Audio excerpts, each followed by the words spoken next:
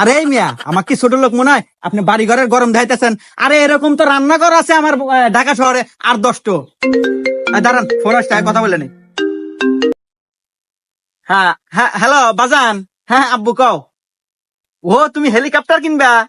আচ্ছা আব্বু, আমি বুকিং দিয়ে দিতেছি। এ কি কয় রে, ছাওয়াল এক দিব হেলিকপ্টার কিনা, এ তো বিশাল বড় কোটিপতি রে। এক যদি মোবাইল দিবার পারি, এবার ঈদ আমাকে জাক জমক কাট পরে। হ্যাঁ আচ্ছা, ঠিক আছে ঠিক আছে। আরে ভাই, আপনি দালাল করে ডাক দিছেন, আমি তেমন মাইন্ড করি নাই। আমাদের এটা তো ব্যবসা, আমার দাদা করছে, তার দাদা করছে, আমার বাপ করছে, আমিও করি। আসলে এটা আমাদের বংশের ঐতিহ্যবাহী ব্যবসা। আপনি কি জন্য আছেন তাই কহেন।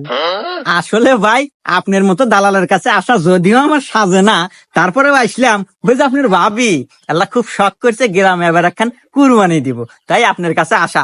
আপনি একটু দেহা শুনে ওই ভালো একটা গোয়ালের গরু কিনে দিবেন।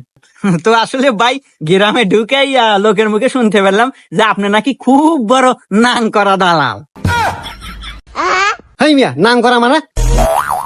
ওই হইলো আর কি ভাই, নাং করা নাম করা একই।